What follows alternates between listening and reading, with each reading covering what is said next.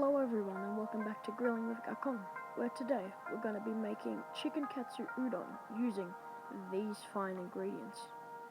Now, similarly to soba, a beloved Japanese noodle dish, udon is said to have originated from China around the Nara period, which is from 710 AD to 794 AD, and was a high-class dish at the time, meaning not a lot of people were able to try it even in their lifetime. Udon noodles are thick, white and chewy, and they're typically made from wheat flour, water and salt, where they're kneaded until a chewy consistency is acquired. Each region in Japan has a different and unique take on the broth of the dish, but usually the noodles stay pretty much the same throughout the recipes. Udon was traditionally reserved for Buddhist monks, and it is said that it was accepted for citizens to eat it around the Edo period, which is from 1603 to 1868.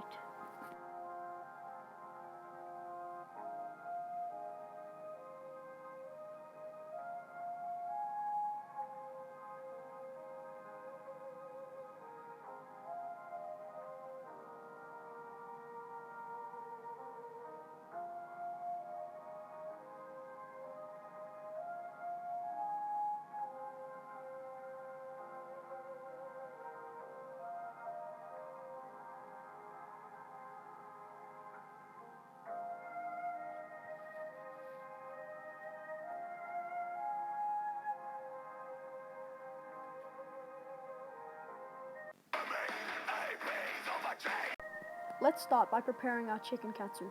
Firstly, crack one egg onto a plate and whisk with a fork until evenly combined.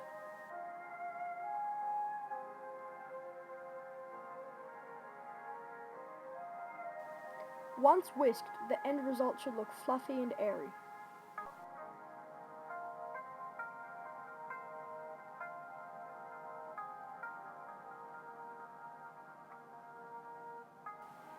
Spread flour onto a plate until the entire plate is covered.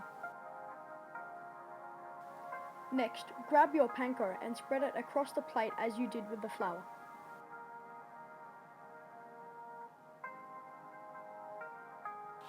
Once all ingredients are spread across the table, grab your chicken breast and first dip in flour. Coat on all sides evenly. Gotta sprinkle some that flour.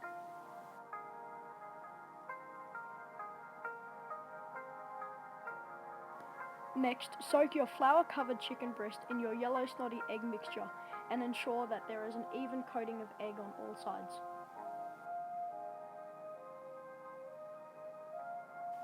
Once your chicken is finished in its yellow bubble bath, dip into your panko bowl and flip numerous times to make sure a thick layer of panko is formed. This will ensure that a level of crispiness is retained while in the soup bowl.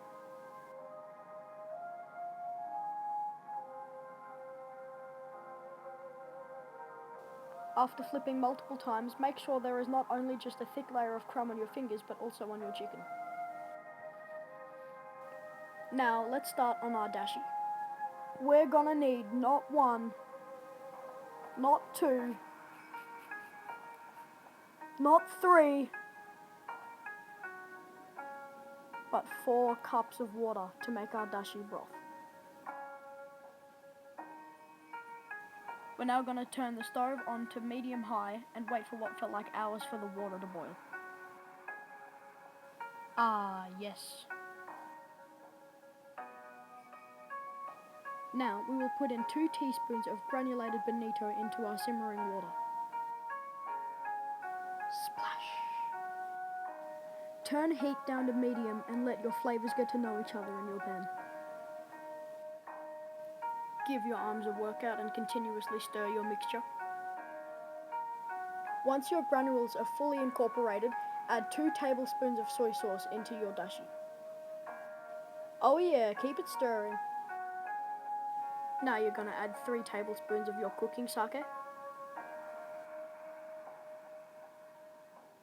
Keep stirring until your arms have snapped, and once they have, you're going to add 2 tablespoons of mirin.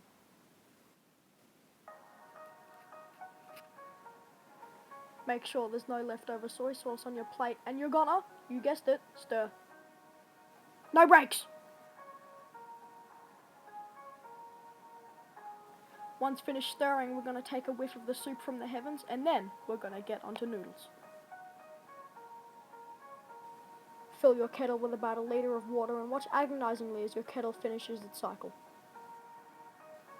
Oh yeah. Put your udon noodles in a plate and fill with water until just above the level of the noodles. Gently break apart your noodles with chopsticks, then put a lid on and cook according to packet instructions.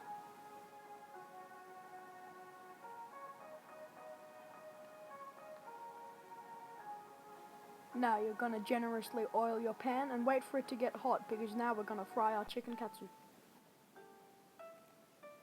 Take your chicken and lightly dunk it into your hot oil.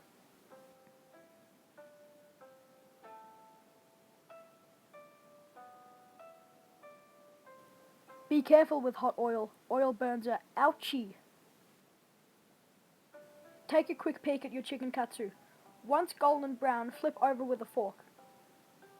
My chicken was cooked to perfection.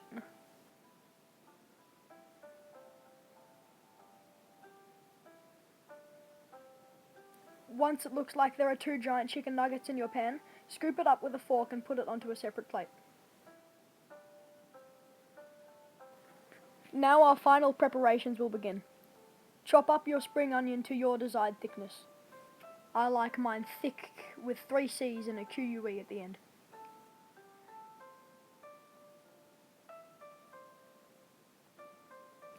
Make your cuts in your chicken katsu about 4 centimeters apart and also laugh at my terrible knife chopping skills. Strain your udon noodles and put them in your bowl. If you want, you can fold them over themselves with chopsticks to make them look better in the end. Ladle your udon broth into your bowl until your desired soup level is met.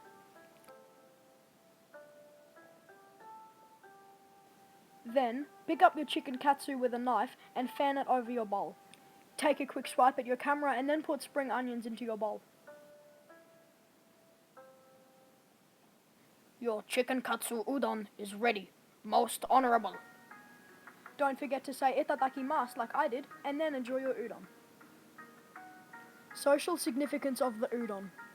The popularity of udon in Japan is about as common as a sandwich in the Western world. In Japan, schools are created where students can study, create, and master the art of making udon. Traditionally in the Japanese island of Shikoku, udon noodles are kneaded by stamping the feet on the dough. Tsukimi udon, usually served in autumn, has either a boiled or poached egg laying on top, which is said to symbolize the harvest moon. This style of udon even had its own nickname, being either moon viewing udon or moon watching udon, which derives from the celebrations that take place where people look up at the sky and eat this delicious dish.